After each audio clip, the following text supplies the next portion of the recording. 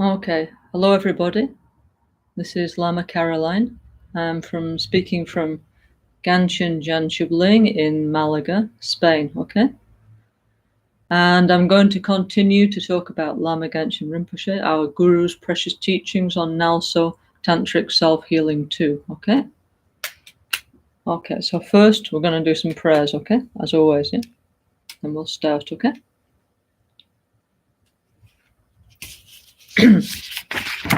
Namo Guru Bhye Namo Buddhaya Namo Dhammaya Namo Sanghaya Namo Guru Bhye Namo Buddhaya Namo Dhammaya Namo Sanghaya Namo Guru Bhye Namo Buddhaya Namo Dhammaya Namo Sanghaya Namo Triratnaya Sangye Chodan Sogi Chonamla Janjuba Dudani Kesuchi Dagi Jinzogi Pesonanki Drola Penche Sangye Dropasho Sangye Chodan Sogi Chonamla Janjuba Dudani Kesuchi Dagi Jinzogi Pesonanki Drola Penche Sangye Dropasho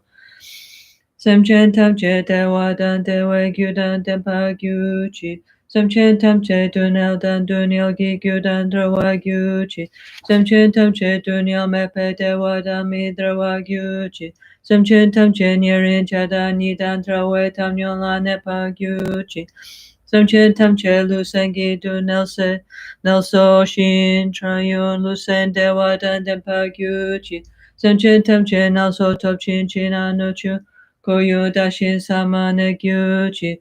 Semchen tamche danzo zambo lingi kedo dadan chinagi shide dandun kun dempa gyuchi.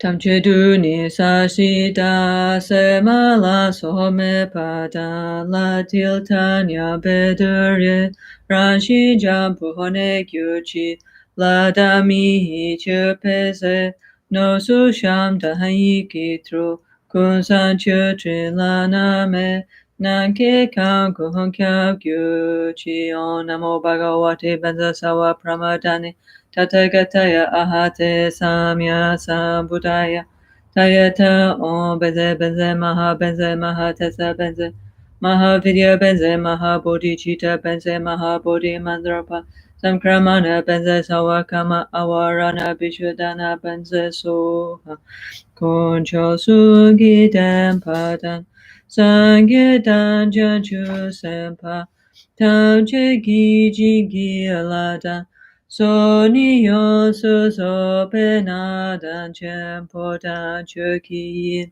Nampa dachi sangi mikyape Toki deshi nidugyuchi Malusenche kungi kungyuchi Dude punje hemi se jomzela Nona malu yanda kengyope Chomden koche hene di shesu so Gosongo pe gone chaselo No shayi troho trupa malubo Tobmene sa ditun tam chesha Kepa ge wahanam la jeiran Kowa mato badule shune Trula chuki hikolo kowa danda shenjena janchu chempuno Sajipuki joshi meto tram Rira liji hinide gyempadi Sangye shintu mite bowayi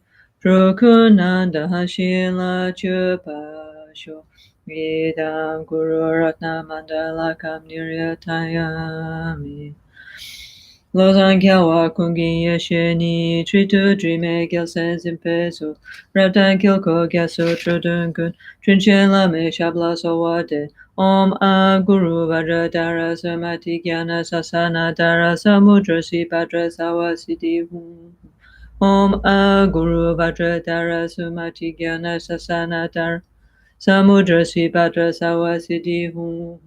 Om A Guru Vajradhara Samati Kyana Sasanadhara Samudra Sibhadra Sawasiti Hum.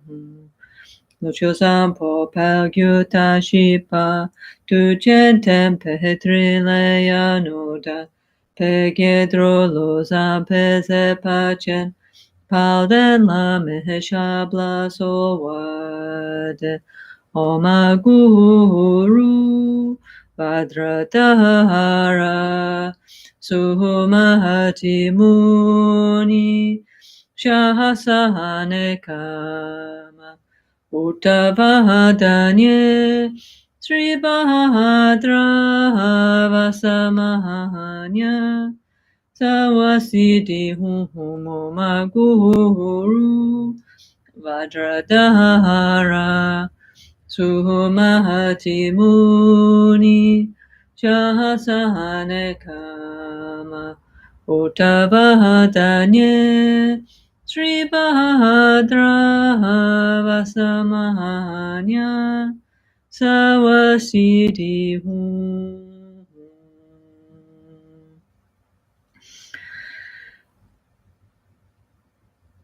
Kyani lama kyani dan kyani kadro kyonte denezunte janchu badu kyumi kyase misowe didan badu chime tayan tuje chakyusun sola shishi jidro nudru kusu tengi drosun bajusun kyani lama kyani dan kyani kadro kyonte denezunte janchu badu kyumi kyase misowe didan badu chime tayan tuje chakyusun sola Shishi jidro nudro kunso tengi droso bajoso. Detale so wata petu. Lame kusu huntu gine namle. Dutsi uze kama tingasu. Rindan chi chahajune daniki. Nesun rindan. Nesun rindan chatimpale. Drishita Shihinanda Wanshito Kushito Chilamani Pashi Geshintim Pejinki Lapagyo.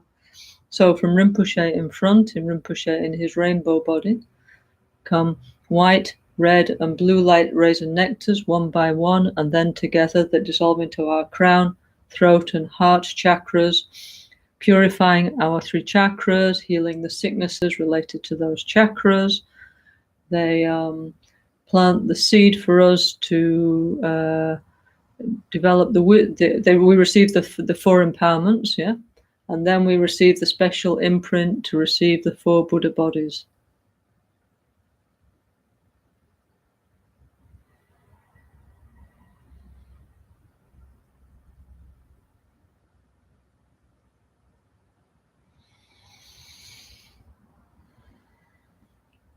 Okay, now we all imagine that Rinpoche, like a kind of manifestation of Rinpoche in the rainbow body, comes to the crown of each and every one of our head and dissolves through our crown and stays in our heart chakra, mixing with our subtle mind, yeah? So we become more like Rinpoche, okay?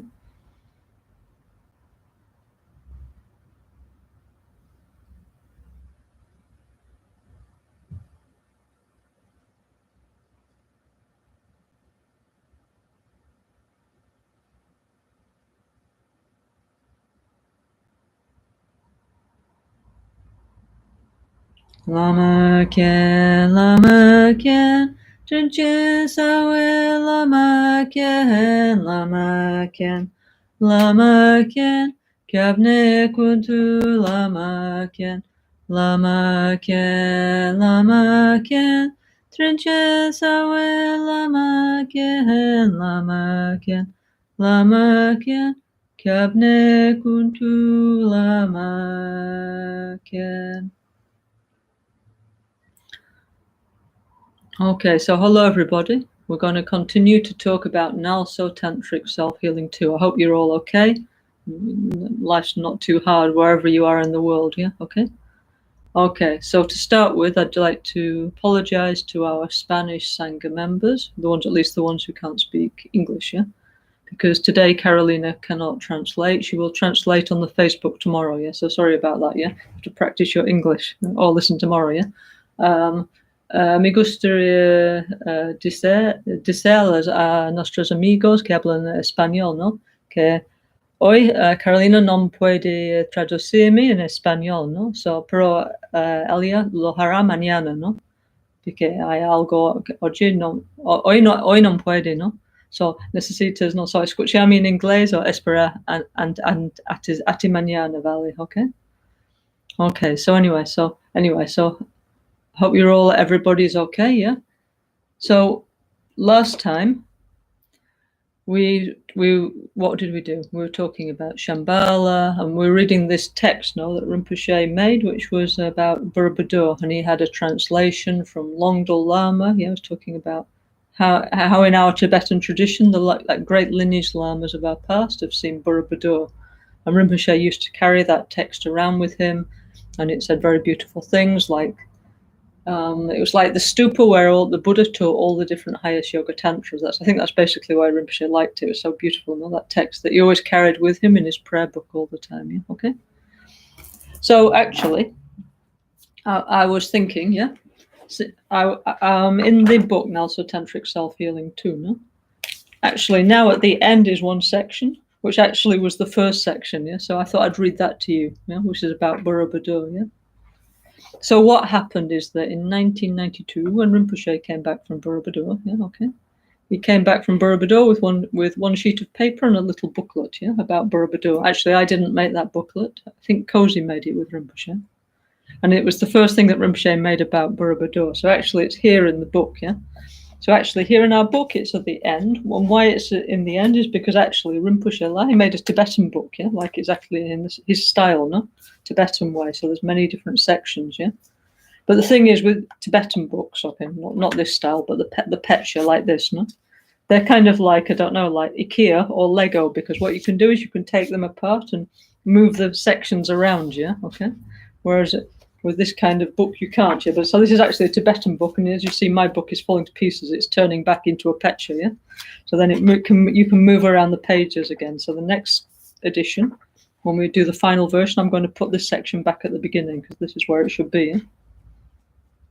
So I'm going to read this to you because this is actually what Rinpoche came back with from Borobudur, and then based on this, he said we're going to write a book to me, and so then we start, and then we make this, okay, me and many other Dharma friends in Kumpen Lama Ganshin in Milano in 1992. Okay, so let me just find it 1 second. And this continues from what we were talking about the last time, yeah? Okay. Okay, so this is what Rinpoche is put on. If you have a copy of this book, the second edition, yeah, it's on page 230, English edition, it's on page 239, yeah? And it says, the 8th century Buddhist stupa of Borobudur, Indonesia. Okay. Okay, so Rinpoche says, prayers and offering ceremonies performed in holy places, endowed with powerful spiritual energy, serve to call upon the blessings of the holy beings to develop peace and global friendship in this world, for a healthy and prosperous natural environment, for the happiness and joy of all living beings, and for the development of inner peace in everyone's heart. Yeah? These prayers are dedicated to increase understanding, love, and harmony between different nations, faiths, and cultures, and to free oneself from the suffering created by worldly delusions. Yeah, okay.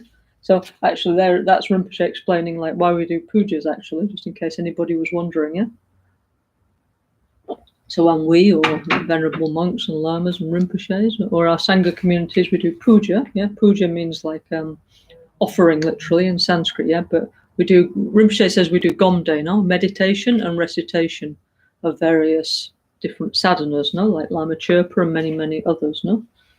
So why we do them is not just to pass the time or because we have nothing better to do with ourselves. Yeah. Why we do them is for this reason, no? To leave a positive energy, to change the environment, yeah, to create happiness and joy in the beings around us, and we dedicate for many beings in the world, yeah.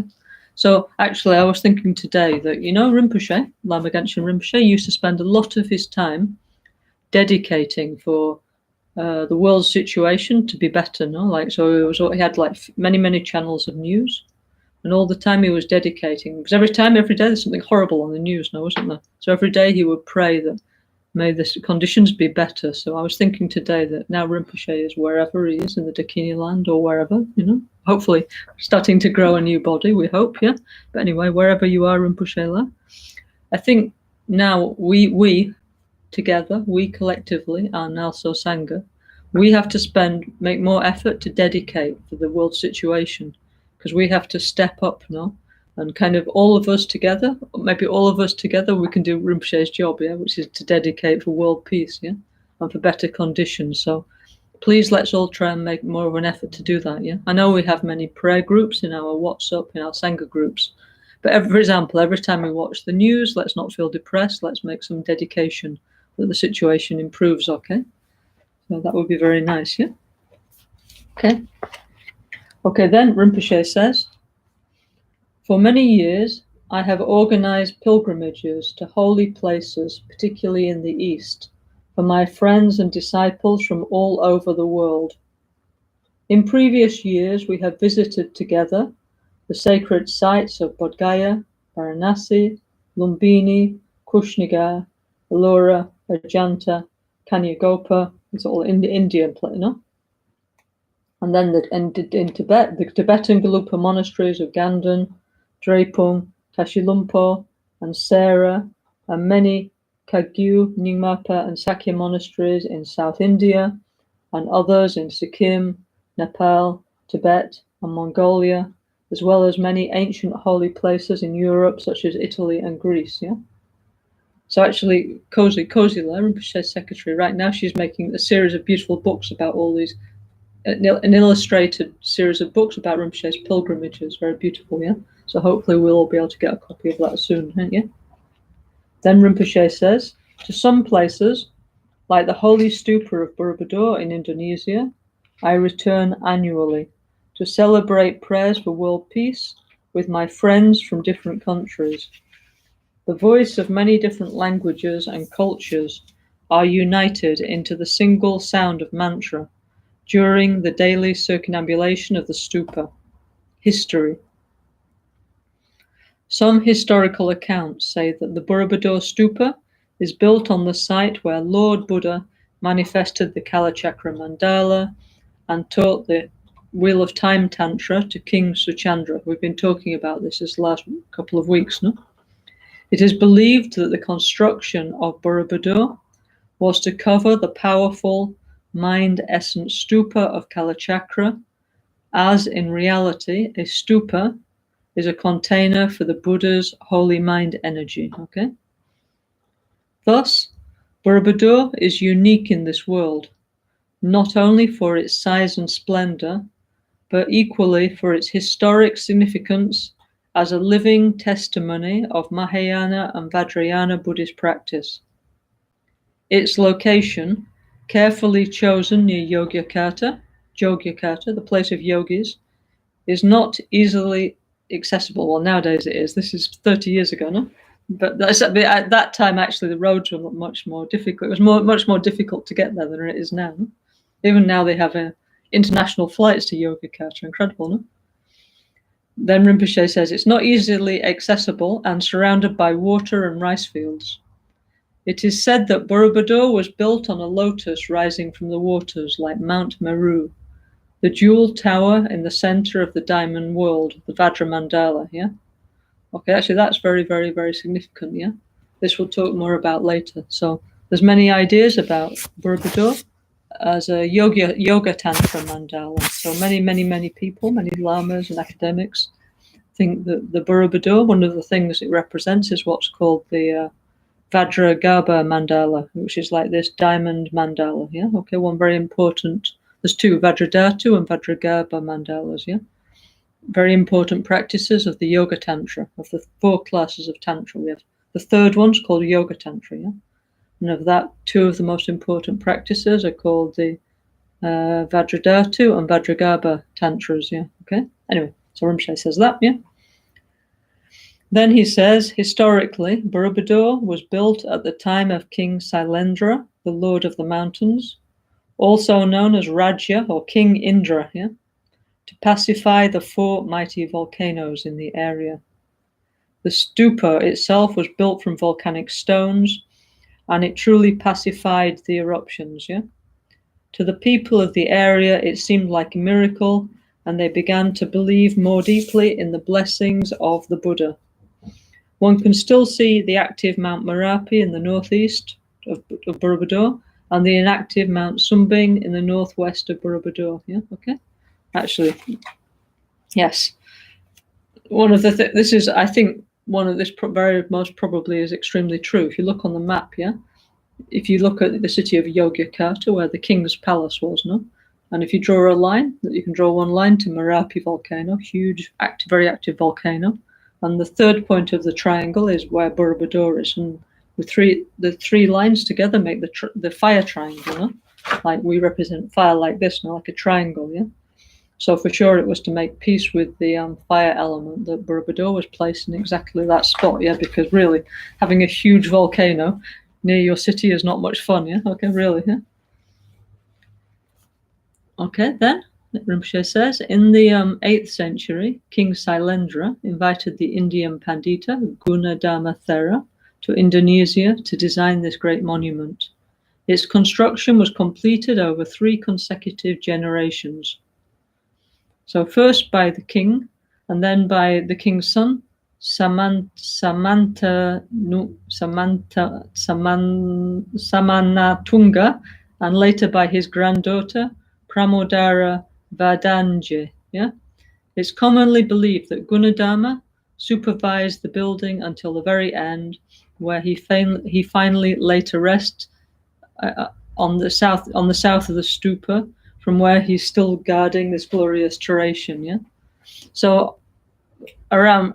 Actually, if you want to see this, it's nice. You can look on Google Earth. Yeah, there's Borobudur, and around is what's called the Menoram range of mountains. Yeah. And if you stand on Borobudur and look towards the mountains, there's like one part of the mountain that looks very much like somebody lying down, like a face, yeah? So the local people say this is the face of the architect, Gunadharma, yeah, incredible, brilliant Pandita who came from South India, yeah, on the request of King Sailendra, and together they built this incredible Buddhist monument, yeah, okay? Then Rinpoche says, it is, however, remarkable that soon after its completion, soon after means like a century or so later, upon the entry of Muslim and other countries into Indonesia, the stupa was completely covered by soil and only a hill was visible in its place. Yeah, so now we know that from the archaeologists, yeah, that in the year 1006 in the Western calendar, there was the Mount Merapi had a huge eruption, yeah, okay, huge. And so the local people, they had to run away from the area. And so Borobudur was abandoned, and then because it was a tropical country, the vegetation grew over it, yeah, okay. So then gradually, because of the cultural change, yeah, because of the introduction of Islam into Java, yeah, the monument was left, like abandoned, and then gradually it became like a hill because it became covered in thick vegetation and kind of forgotten, yeah, okay. Then, Rinpoche says, only in 1814 was the structure rediscovered. I mean, because people knew it was there, yeah, but let's say the Western colonialists, yeah, rediscovered it yeah. Okay, so there was a very famous Dutch archaeological exhibition that went and found Borobudur, and also there was one guy called Sir Stamford Raffles, who's famous for many different things. He's supposed to have been a jewel thief, actually. I don't know if that's true, yeah. But I think he was actually the governor of Singapore. But anyway, I think more likely he was the governor of Singapore, yeah. And he was the first one that ordered people to dig up the hill, yeah, and see what was underneath, yeah, dig up the temple, yeah. And it was not until 1983, with the help of the United Nations, that the stupa was reconstructed and opened to visitors. Okay, when Rinpoche wrote this in 1992, he didn't know that actually it was Professor Lokesh Chandra that organized the group of academics, yeah, who petitioned UNESCO to rebuild Borobudur, and actually they did, so that was a very great thing he did, yeah. So Rinpoche says, for over 1,000 years, it was completely hidden from the world. Both the original intention for building this stupa and much later, the united interest and efforts of many different countries to restruct this mountain of the Buddhas clearly shows that Borobudur fulfills the function of bringing peace to this world. It is a world peace stupa, yeah? So this was really like a very, very central idea of Rinpoche, inner and world peace now and forever, by all sentient beings' attention, by all the holy beings' blessing. Yeah, for years and years and years and years, Rinpoche dedicated his life to trying to spread this message in whatever way he could all over the world, in every country and culture. Yeah, okay. And for him, Borobudur, it represented this, let's say, the Buddhist monument that represents world peace. Yeah, okay. Today, Borobudur provides the most splendid proof for modern people that of the tantric path revealed in Buddha Shakyamuni's teachings. Moreover, it gives the opportunity to understand and believe in the incredible kindness of the Buddha, who shows such profound methods in the most degenerate Kali Yuga times, like now. Yeah, okay. Now, in the present time, His Holiness the Dalai Lama and other great lamas, mahasiddhas, teachers, yogis, tulkus, and bodhisattvas are giving the great Kala Chakra initiation and are creating sammandalas all over the world. In this way, many people can witness the richness of the Tantrayana. Yeah? Okay, and like even now, 30 years more, like Vajrayana Buddhism is really, really like spread all over the world, isn't it? Which actually is good, no? According to traditional accounts, the root tantra of Kalachakra, the primordial Buddha, a text of 12,000 verses, was taken to Shambhala by King Suchandra, and only one small section, called the Treatise on Initiations, returned to the human world. The legend goes on to say that in the future, when the right conditions arise, the root tantra of Kalachakra will be openly revealed in our human world. Atisha, Jowo Atisha, mentioned having read this root tantra in Java when he visited in the early 11th century to take Mahayana teachings from Guru Salimpa. So this is a very big story, no? Guru Atisha, who is our very, very, very important lineage guru, yeah? So Atisha was kind of, okay, when Buddhism came to Tibet, yeah? Okay, first Buddhism grew up in India, of course. Yeah, there was Theravada, Mahayana, and Vajrayana Buddhism in India.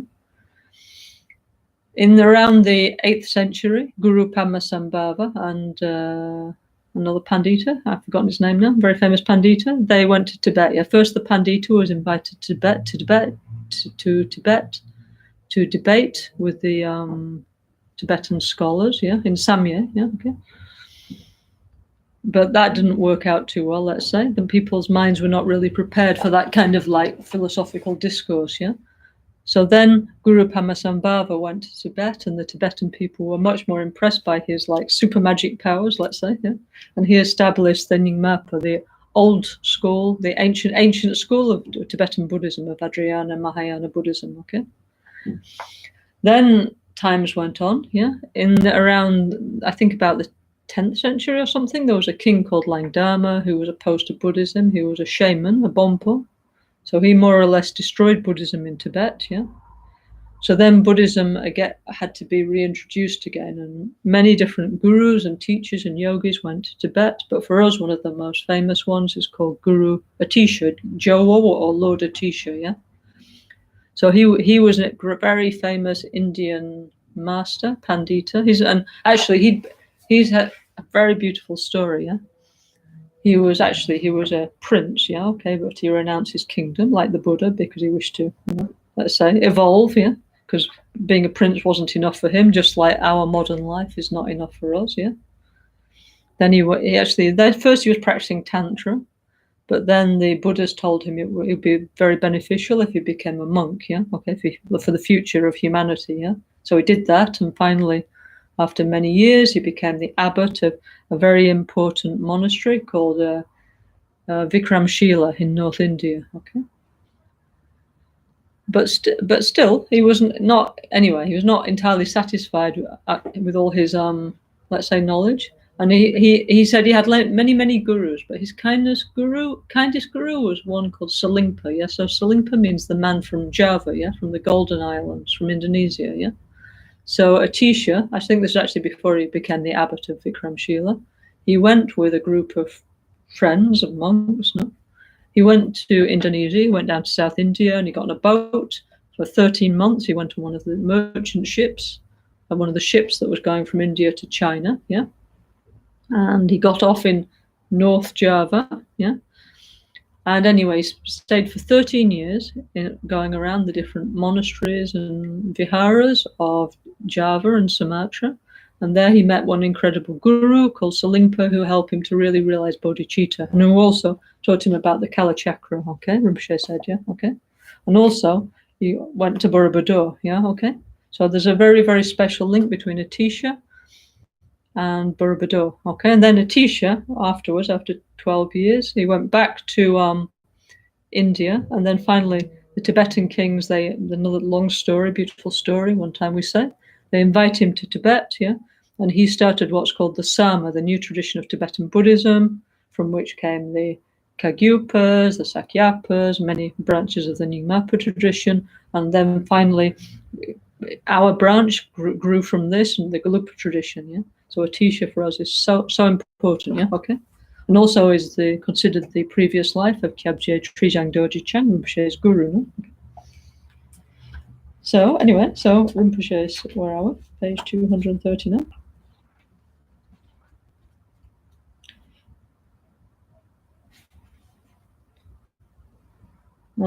Okay, let me find my page. Okay. Okay, so anyway, so Rinpoche says that Atisha read the root tantra of Kalachakra in Java, which he visited in the early 11th century to take Mahayana teachings from Guru Selingpa. Okay, so then Atisha went back and they went to India, North India, and then to Tibet. So Rinpoche, Genshin Rinpoche, he loved Borobudur, yeah? And for him also, it was like a complete affirmation of his lineage, our lineage, because he said, look, it's all the same, it's true. We see so many things similar depicted, no, or the way that the images were carved and so on, or in the architecture of the mandalas. There were so many incredible similar things, yeah? Why? Because our tradition came from there, no? So Rinpoche loved Borobudur, I think also for this reason, no?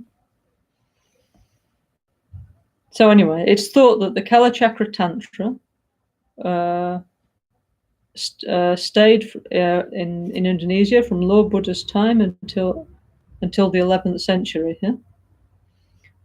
And then its practice was taken to India and spread widely to counter the destructive energy of foreign invaders who were intent on destroying Buddha's teachings. Yeah.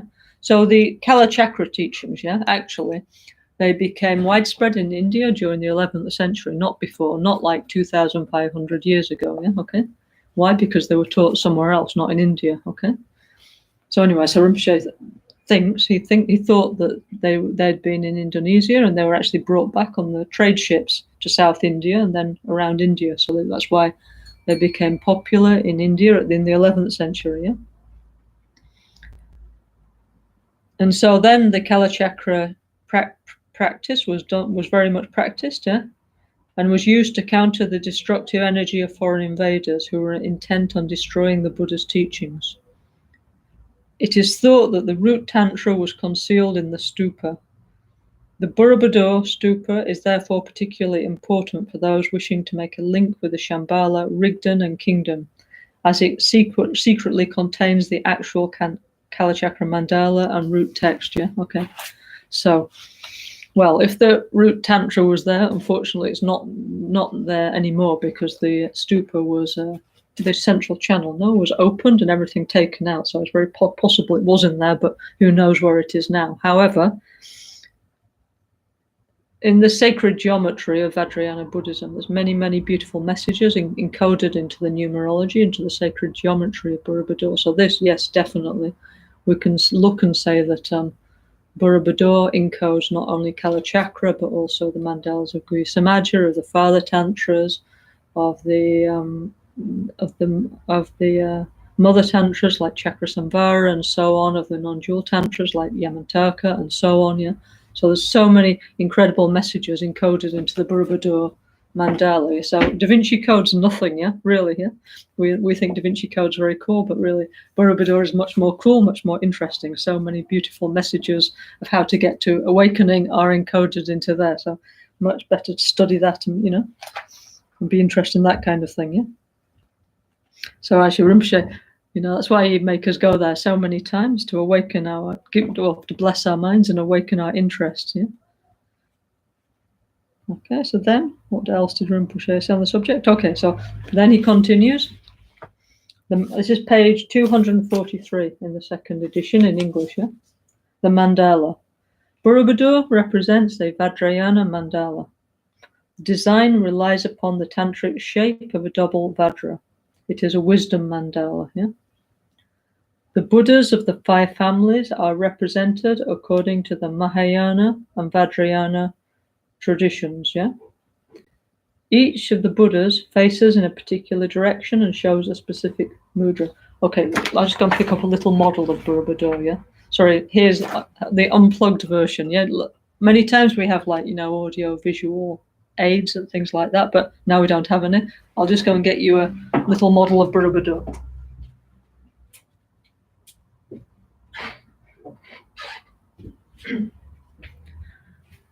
Okay, I'm sure most of you are very familiar with what Borobudur looks like, but just in case you're not, here's a little model of Borobudur, okay? Obviously, mini version, yeah? Okay. Okay, so this is Borobudur, okay? It's like the pyramid of the Buddhas, yeah? Okay, it's square. So Rinpoche says it's square, yeah? And like all our mandalas, they're square shape, and they have like a square base with the Vajras, yeah?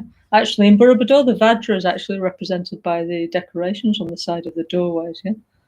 So you can see clearly, if you look at a Vajra, there's like a kind of we call it a makara, like a kind of crocodile. And it's got like a big tongue, okay, like that. So here you can't see, it's too small, but the doorways, yeah, on the side of these tongues of the crocodile. So it means, we need to visualize usually. When you enter a mandala, you walk up through the Vajras, yeah, into the mandala palace, yeah.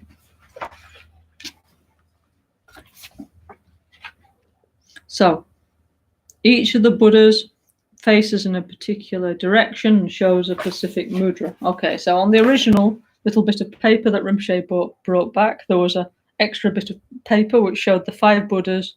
So they were showing the mudras, yeah? So this is Borobudur. So let's say this is the east side, the front side, yeah?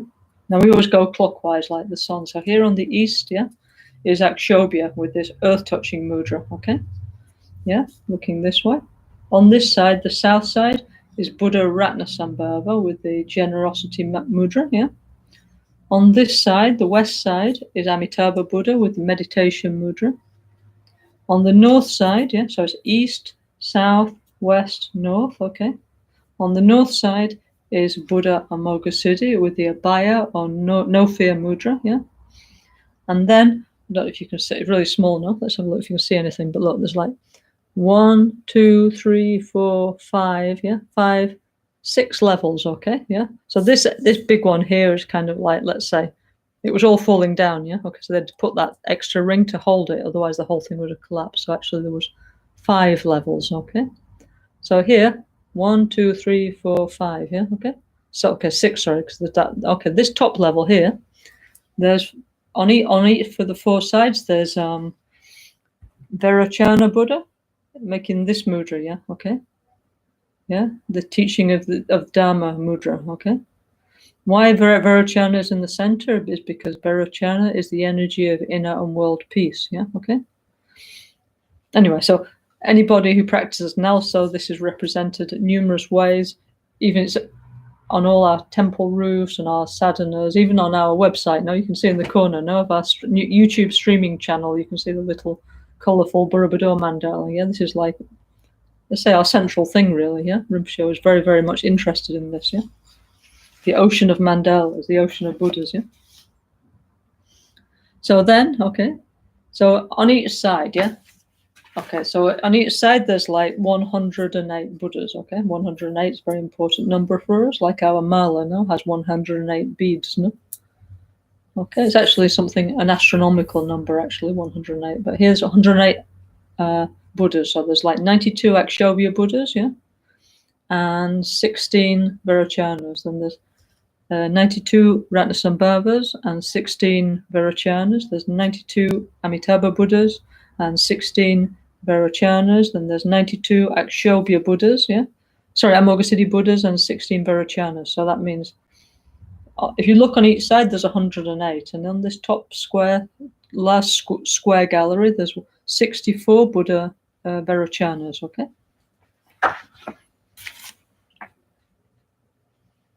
Okay, so then it says on top there are 3 rings, okay. So if you can see here, if you can see anything, there's 3 rings, So there's one ring with 32 stupas there, okay. Then there's another ring, very dusty, no? There's another ring with 24 stupas and another ring with 16 stupas, and there's the main stupa. So obviously the real one is much, much bigger than this, It's 128 meters each side, it's huge, okay. So Rinpoche always said that this ring of 32 stupas represents the father tantras like Guisamaja. This ring of 24 stupas represents the mother tantras like Chakrasambhara and so on.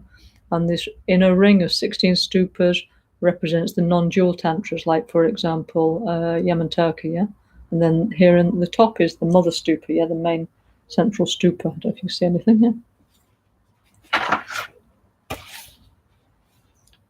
Okay, so this is the mountain of the 504 Buddhas. Actually, it's not 504 Buddhas because actually there's just an equal amount of female Buddhas. There's actually 1,008 Buddhas because in Tantric Buddhism we have democracy, so there's an equal number of male and female Buddhas actually. Just the male ones are bigger. So first impression, they're easier to see. Okay. In ancient times, the sacred mandala was used to show the tantric path to initiates. Okay, then so as you go around the stupa, you have to walk up. Walk around the galleries clockwise, and then there's what we call not bas reliefs, but apparently they're called alto reliefs. Anyway, carvings. As you walk around, there's many different carvings on the stupa. So on the one you can't see on the bottom is showing the action of cause and effect. It's called the Mahakama Vibhanga Sutra, but you can't see that one because it's covered up. Then on the first level, this gallery here is the life of the Buddha, the Lalita Vistara Sutra, the Divine Play Sutra. Then the next levels 2, 3, and 4. Is that right? No. Anyway, the next 3 levels up, we have the Gandhavya Sutra, which is another very important Mahayana sutra, which is the pilgrimage of Bodhisattva Sudana, who is directed by the historical Buddha to meet Manjusri. But Manjusri tells him to go and meet the Buddha. And then, the Buddha tells Sudana to meet Manjusri in the south of India, and then Manjusri sends him to meet 52 other gurus. And finally goes around. He goes into the Tower of Maitreya. He has a wonderful awakening experience. Finally, he meets Samantabhadra, because in the Borobudur images, the 2 main disciples of the historical Buddha are Manjusri and Samantabhadra. So then Sudana achieves awakening, and then he has to come back and help humanity. So that's what's represented there. So Rinpoche says of the 2,700. Anyway, 2,000 more or less, 2,700 carved panels. The Buddha's history is displayed on the walls of the 5 square terraces ascending to the top. This unique representation of the Buddha's life helps to deepen one's faith and understanding in his true history. Vajrayana mandalas are not only created in the form of huge architectural structures, but also as paintings, sand mandalas, and 3-dimensional sculptures like this. That's a 3-dimensional sculpture, no? The tradition of their creation remains unbroken from the time of the Buddha until today. Together with monks from various monasteries, I have created many mandalas worldwide, including a 3-dimensional Yamantaka mandala and the first ever sand mandala representing Borobudur. Actually, many times over the years, Rinpoche would would ask Ducho or me, would draw this, draw like this Borobudur with many levels, and he would actually add 5 more levels. Okay, so he'd have 10 levels on the side, which is more than it has, yeah, because he wanted to show something about the spiritual path, yeah. And he would make us draw it again and again, first on old bits of paper, on backs of envelopes and bits of paper.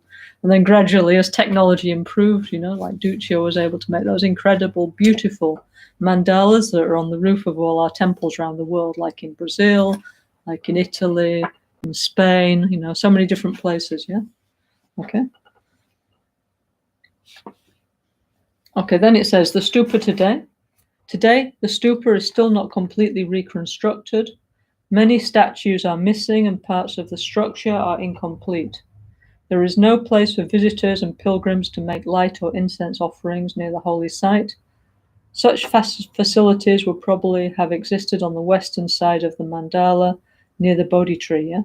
So Rinpoche always wanted, you know, because it's a Buddhist monument, yeah? So that naturally there would have been places to put lights, to put candles, to make offerings, yeah? But when they reconstructed it, they didn't think about such things. They just saw it as like a kind of historical monument, yeah? So actually Rinpoche offered money for this many times, yeah? Okay. And now, okay, so that exactly never happened. But now, funnily enough, in the last couple of years, they're rebuilding the Manohara Hotel, no, where Rinpoche always stayed together with many friends for years and years, yeah. And now they're making it into, it's called like a study center for serious students of Borobudur, something like that, yeah. Okay, together with UNESCO, yeah. So Rinpoche's room, where he always stayed for years and years, very close, the closest one to the stupa. Actually, they've completely renovated it, and they've turned Rinpoche's room and the rooms next to his into a prayer hall. So I thought that's pretty cool, actually. Yeah, but you know, they felt something from Rinpoche's presence over all the years. Yeah, and so the actual retreat hall of the Manohara will be Rinpoche's old room. So in the future, if anybody wants to go, I'm sure it'd be really nice to go and meditate there where Rinpoche stayed for so many years, yeah? Okay. Okay, then. Okay. Then it says, within the greater compound of the stupa, the new Borobudur Tamang guest house, yeah? Now the new one is the old one and it's already been rebuilt, yeah? The first time Rinpoche went, it didn't even exist, actually, but it says, now the new Borobudur Tamang guest house provides peaceful, pleasant quarters to stay. From there, one can observe the changing moods around the stupa during all times of the day and night. Many visitors and local people have witnessed the elements around the stupa manifesting signs. In 1990, during a Vesak procession of Buddhist monks towards the stupa, many observed the formation of a great wave-like rainbow, underlined by many white clouds above the stupa. As the monks entered the holy compound, heavy rain started to pour down. Similarly, in 1990, when we lit 10,000 candles for world peace, the offering was blessed by a great shower of warm Amrita.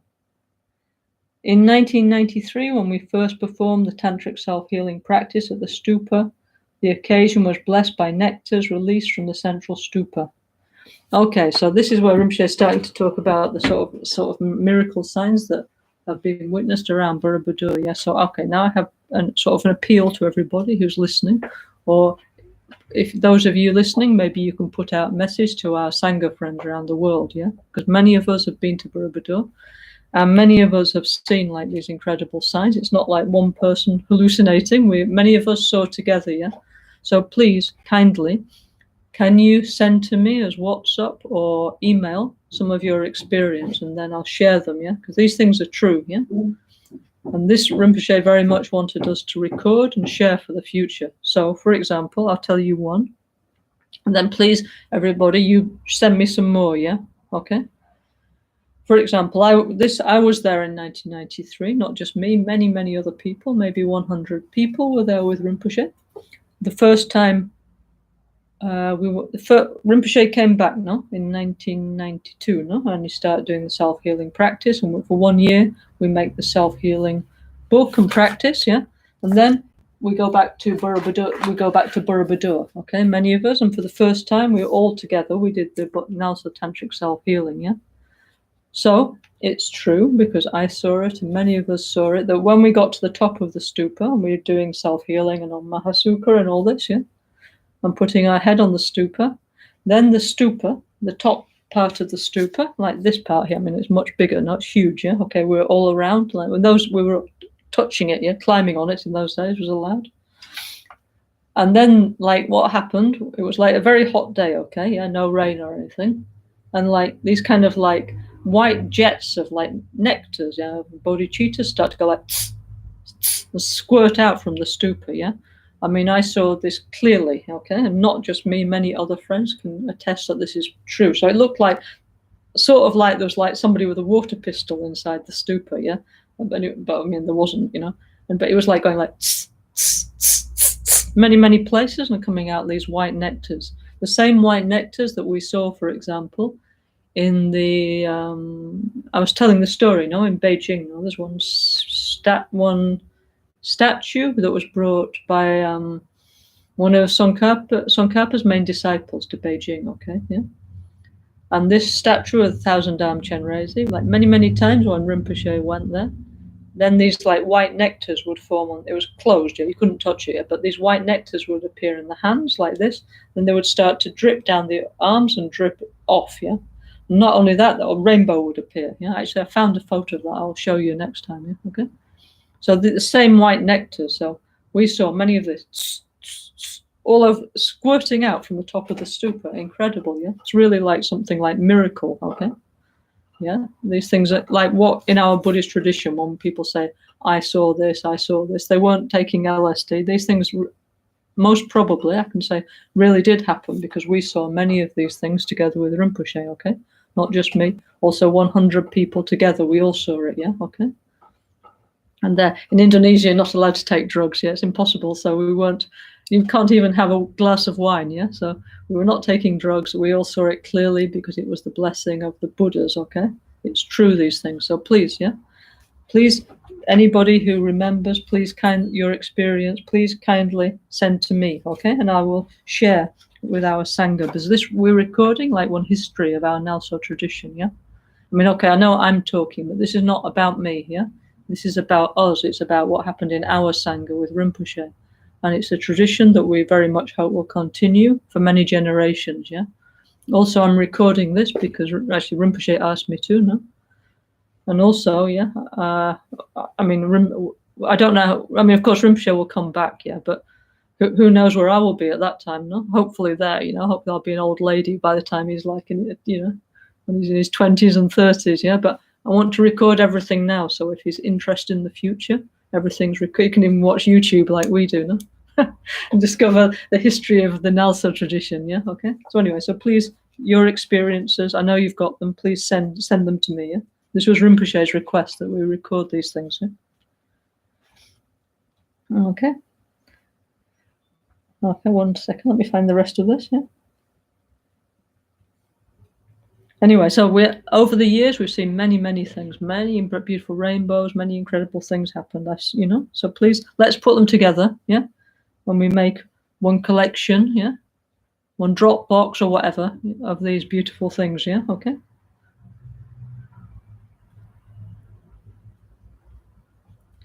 Okay. Then. Okay.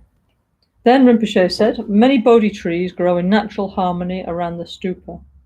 To the east, where one first enters, the trees are young, in the south, middle-aged, to the west and the north, they become more and more fully grown and mature trees, yeah? This is a bit like the, like in Tibetan astrology, yeah? They always have this idea in the Kala Chakra and the medicine and the astrology that the mandala, no, is like the cycle of the day, the cycle of the year. So in the east, it's like morning, and then mid-morning, midday, afternoon, and night, yes, it's the cycle.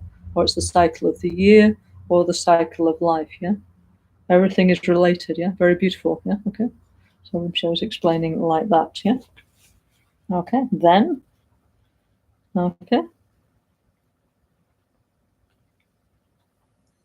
Okay, then. Okay, last little bit of this, yeah? Of what Rinpoche brought back, yeah? Before he starts to teach self-healing.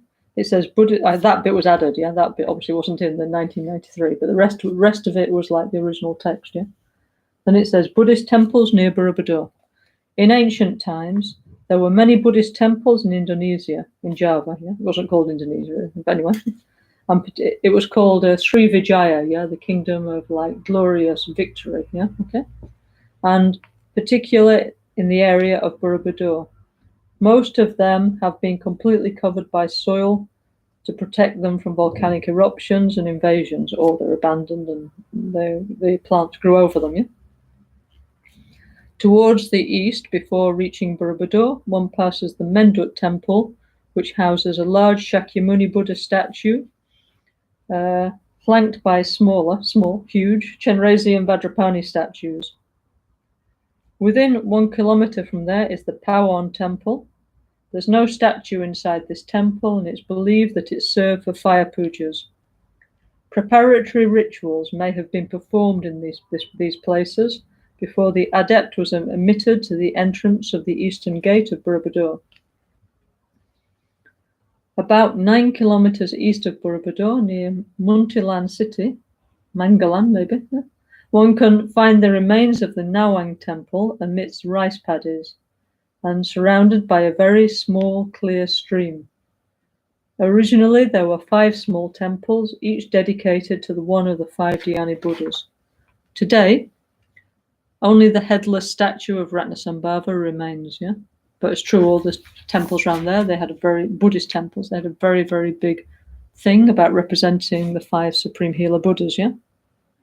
20 kilometers to the northeast stands the Kandi Asu temple, which is devoid of any statue and is believed to have been a burial temple. A complex of 3 similar burial temples can be visited near the river. These temples are set somewhat into the ground. This complex is called Kandi Pendem. Nearby, overlooking the river, rises a similar temple. It's believed to have served for pounding rice and is called the Lumbi Temple. Visiting these awesome ancient ruins reveal a glimpse of the religious peace, majesty, and serenity of Buddhist Indonesia more than 1,000 years ago. Okay, so very beautiful, no? There's a lot more to say about that. And then, of course, Rinpoche, when we did the book, he put there, look, the Kala Chakra symbol, yeah? That's that thing that looks like a circuit board or something, we call the all-powerful 10, yeah? So these are it's what's called Lansa. It's a form of ornamental Sanskrit, yeah? So all the letters are put together, and it says Om Ah Hum Ho Hankia Mala Varayam Humpe, which is the mantra of Kala Chakra, which represents all the different states of consciousness and pure energies in the outer and inner universe. Yeah, so it's really like a key to reality. Okay, very, very important. Yeah, so Rinpoche with saying, look, the Borobudur, it's Kala Chakra. Okay, there's the key to reality. Yeah. Okay, so Rinpoche came back to Borobudur with this bit of paper. It was more like a much smaller bit of paper. It was like something like this. Okay. And he said, look, and he came back and he said, look, here we are. I think Cozy had made it. Yeah, I'll ask him. So I looked at it and he said, okay, now we're going to make a book. Yeah. So I said, yes, Rinpoche. And I got a little book like this. I thought that will be enough. Yeah. And I said, okay, please, let's start. Yeah. Okay. And we start and then it go on. So then it becomes Self-Healing 2 and then it never stop. Yeah. Not for over 30 years. Okay. So anyway, so that's how it happened, yeah. So actually, fortunately, I still have the notes because I used to write. Rinpoche asked me to write down more or less like everything what he said, no. So not everything, but a lot, yeah. So I have here actually the notes that I took from the time when Rinpoche started to make Self-Healing, yeah, back in Italy when he came back. So I thought it might be nice if we look a little bit about, what Rinpoche actually said, yeah. So I have many of Rinpoche's speeches at the time when he first started to make Self-Healing too. So I thought you might be interested to hear some of them, yeah. Okay, I'll summarize, yeah. So I used to write things down, okay, and then kindly Mike Nicholson, my husband, he'd type up all these notes. Yeah, it took a long time. Yes, many notebooks, and then also Dawn Kane, she helped to organize a little bit, yeah. And impaginate and everything. So fortunately now we have all this kind of saved, yeah, and we're using it in our project of what's it called? Lama Genshin Wisdom Gift Project that Sharon's organizing, to give all Rinpoche a beautiful message to the world, yeah, okay. So anyway, Rinpoche came back to Italy, and then we went to and did a retreat on self-healing near Torino, and then we went to Velletri and did another one, and that was like, let's say, Rinpoche going to Borobudur and the retreat in Torino, and for Velletri were like, let's say, the origin story, let's say, somehow, of NgalSo Tantric Self-Healing. Yeah.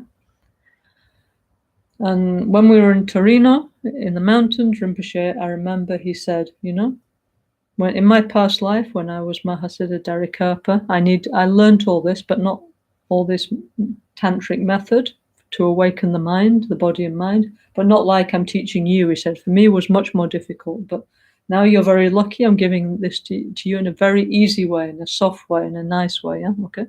So I remember he say like that in Torino. Yeah. Okay. Anyway, then after that, we got back to the company, and this is what he said. He said, anyway, yeah. He said, okay, and then this is Rinpoche speaking. He said, during the New Year, yeah, we did retreats in Torino and Velletri, and after that we traveled around, yeah, and we created, he called it New Wake Up Channel Songs and Tantric Yoga, yeah. So that's what he called self-healing. Wake up the channel songs, yeah. Okay. This kind of method could be found in ancient times. And our retreats, he means in Torino and Velletri, were really effective. More wisdom is coming. Now we need to continue to make this 5 Dhyana Buddha practice, and the right conditions have come together. And then he says, I met with the Pope, yeah? He was very kind to me, yeah? We enjoyed this special time together, so I'm very happy, yeah? I told you, while we were doing self-healing, in the middle, Rinpoche decided to go and visit the Pope, yeah, in Rome. So Rinpoche and a few people, we went down there to meet him, except I didn't meet him because the car I was in with Giovanni and some other friends, somebody stole our car, yeah. But anyway, some of our friends, like Carmen and Franco and Dr. Passang, they got to meet the Pope with Rinpoche, yeah. Pope Giovanni Paolo, no? This is a condo, no? Anyway, so he said, now it's January 1993. My friends are opening their block channels, and I'm offering this to all my friends. It doesn't mean just those friends who were there then. He means to all of us now and forever, who likes, yeah? So he said, this is the news now, yeah? So Rinpoche liked always the idea of positive news, yeah? He didn't like negative news and negative information, yeah? Okay?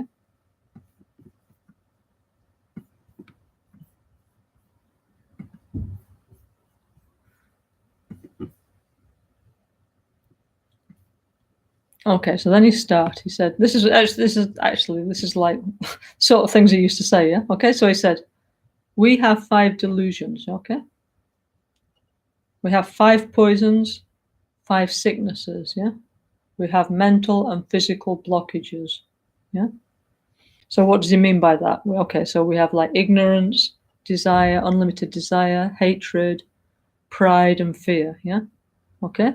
And related to these blockages of the 5 chakras come many, many, many different kinds of mental and physical blockages and sicknesses, okay? So Rinpoche says all the subtle channels we need to wake up with kumne channel massage, yeah? Yeah? So in Tibetan Buddhism, we have something called kumne, which is it's like a practice of like, it's kind of like exercise and like massaging the channels. So you have to do like all these kind of things like this, no? Like massaging the channels and different kinds of exercises like this, yeah? In order to awaken the subtle channels so that they work better, yeah? And there's one system from Tatang Tolku in America, but one system from the Nyingmapa tradition called Kumne, yeah? Okay? So he said we have kumne, but he said, like that, we need semne, yeah? We need to massage the mind, wake up the mind, yeah? Okay, so we need semne, yeah? Okay. So we need to massage our mind and also our 5 main channels, yeah? Then he said, okay, we have bodhicittas, winds, and tickly drops, yeah? Now they're all rough and they're all negative, yeah? So all these we need to purify, and all their pure essences we need to keep, yeah? Okay, so Rinpoche used to speak like in a very like essential way, like very few words, but incredible meaning, yeah? Okay? So he said we have, okay, this is the subtle body, no? We have the channels, chakras, winds and drops, yeah, okay? But now they're all rough, they're disturbed, not working so well, but all the negative we need to get rid of and all the pure energy we need to keep. So he said it's like going to the toilet, yeah, okay? So he said Om Shuddhi, all the, let's say, all the negative, let's say, all the, yeah, needs to go out, yeah? All the sickness, all the negativity, all the, yeah? Needs to go out, yeah? And then what's left is actually the pure essence, because in Buddhism, we don't feel that we're fundamentally bad or impure. We feel that deeply we're pure and positive, but all the CRAP we need to get rid of, no? Okay, and when it's all gone and it's all pure, yeah, okay, we need to, what we're left is our pure energy, our inner bliss, our inner positivity, yeah? So he said, we need to put out all the sickness, all the negativity with Om Shuddhi Soha, yeah? Okay, this is the first, this, yeah, by the way, is the first time I ever wrote down. This is the notes I have, was the beginning of making the self-healing, yeah? So I thought it would be nice to share with everybody, yeah? And then Rinpoche said, to do this, we need the Guru Buddha's blessing and permission. So first, we need to say the Guru mantra, yeah? So then he said, okay, so we need to do like this. Point 1, we need to do Lucha Zampo, the request to the Guru. So we need to do Lucha Zampo, Pelgyuta Shipa, Tuchen Tempe Hetrilea Noda, Pegedro Lozam Peze Pachen, Paden La Mehesha Blasowade. Then he said, we need to do Ganshin Rinpoche mantra, Ama Guru Vajradhara Suhumahati Muni Shahasahane Kama Uttavadanye Sri Bhadra Vasamahanya Sawasiddhi. Okay, then he said, point 3, we need to do this. What he said, he explained exactly like this: point 1, point 2, point 3, point 4, point 5, point 6. Okay, so I said, point 3, we need to do Pakyuki Kudang, which is the last verse of our Ganden Nyingu Mahamudra prayer. Very important, yeah. So we need to do Pakyuki Kudang Dagilu Pakyuki Sundan Dagina Pakyuki Tudan Dagi Danyamechi tu jingilo. Okay, so I said we need to do this. So that means also we need to absorb the Guru into the heart, yeah? Then, point 4, he said we need to do 5 element purification. So he said we need to purify the outer elements, the inner elements, and the secret elements. So we will talk extensively about this. So it means like we need to do Ham Ram Lamba Shuddhi Soha. Then he said, point 5, we need to use the 5 Dhyani Buddha seed syllables in order to transform our chakras, yeah? With Om, Hum, Soha, yeah? And then point 6, we need permission for the Guru to develop realizations, yeah? Okay? So for this reason, we need to do Om Guru Buddha Siddhi Hum, Om Guru Buddha Siddhi Hum, Om Guru Buddha Siddhi Hum, Om Guru Buddha Siddhi Hum, Om Guru Buddha Siddhi Hum. Okay, so it's like Rinpoche just start to explain like what we're going to do, yeah? Okay, and actually there is no sadhana exactly precisely like this anywhere, as far as I know, in any of our collections of sadhanas from our great masters. I mean, there's many similar kinds of things, but nothing exactly like this. But Rinpoche had his kind of revelation experience, and I was like, okay, dung, dung, dung, dung, dung, this is how it's going to be. And he started to explain like a terma, yeah? Like a mind treasure, what the practice was going to be, yeah? So then he said, okay, in our 5 chakras, crown, throat, heart, navel, and secret chakras, we need to put the Buddha's 5 wisdoms, yeah? Okay? Okay, and then later we discovered the 5 wisdoms were the mirror-like wisdom of Vairocana, the discriminating wisdom of Amitabha, the Dharmadhatu wisdom of Akshobhya, the equalizing wisdom of Ratasambhava, and the all-accomplishing wisdom of Amoghasiddhi.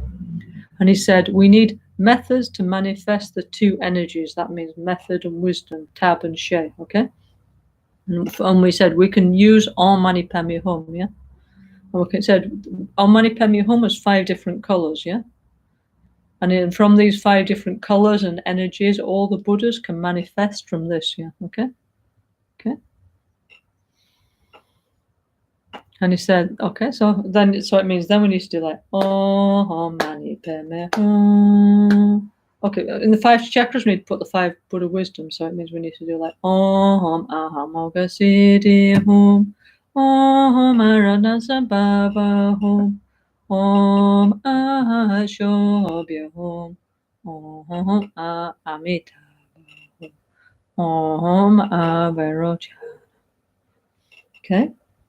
Then we need to manifest the 2 energies, method and wisdom, with Om Mani Padme Hum, Om Mani Padme Hum, Om Mani Padme Hum, Om Mani Padme Hum, Om Mani Padme Hum.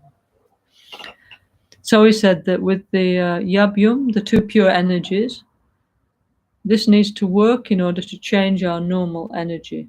So the female energy needs to rise through the lotus at each chakra, yeah? So we said we have 5 different lotuses at the 5 chakra.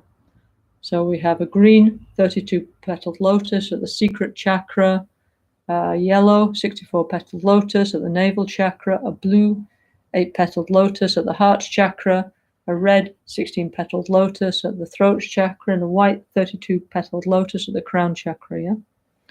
So he said each of these chakras we need to do like a lotus swirling mudra, yeah?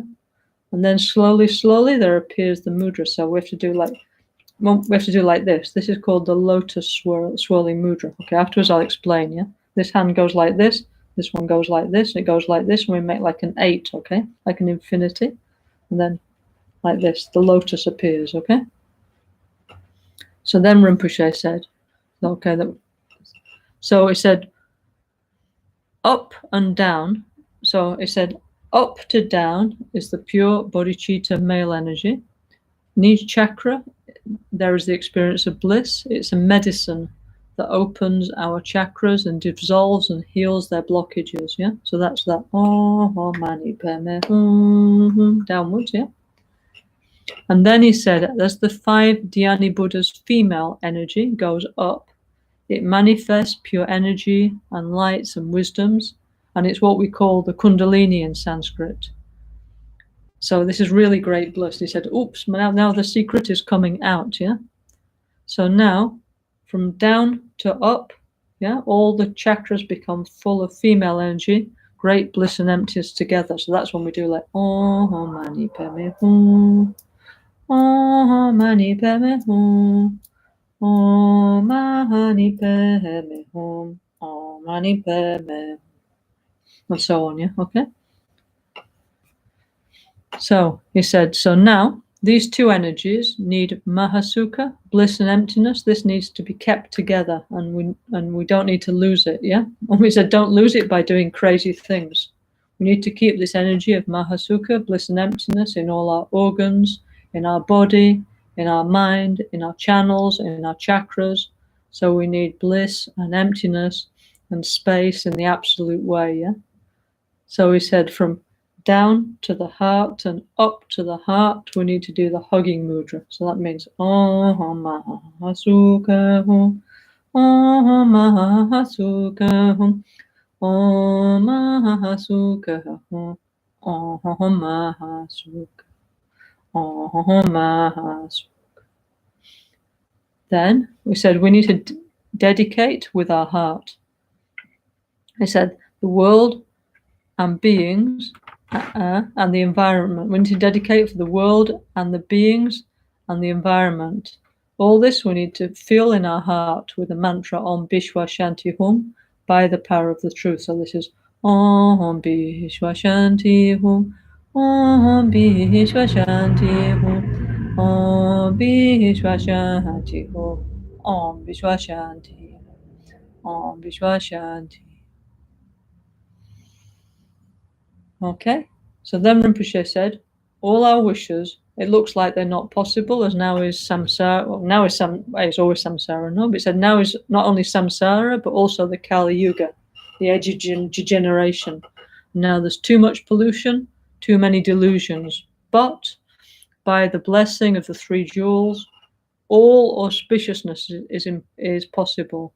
So the impossible becomes possible, like our victory flag, like that, okay? Yeah? Or like that, or all the other victory flags that we drew in his book, no? Okay?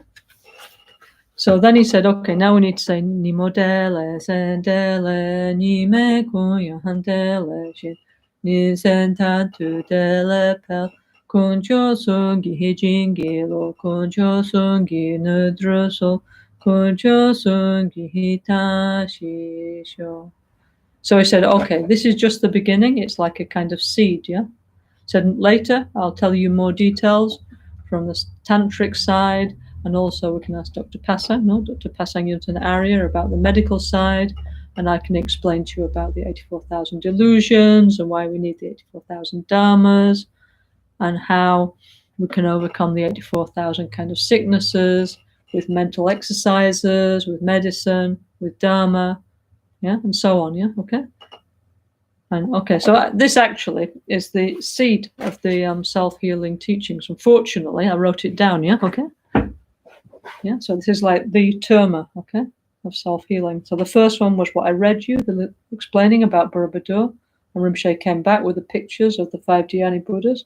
And then this is what he actually said, okay? Then we start to write down and then elaborate and then come out the self-healing system. So he had it already all worked out. It wasn't like, okay, I'm going to do this, and then what shall I think about it? It was already all organized in his mind, like from the beginning to the end of the sadhana, how it was going to be, yeah?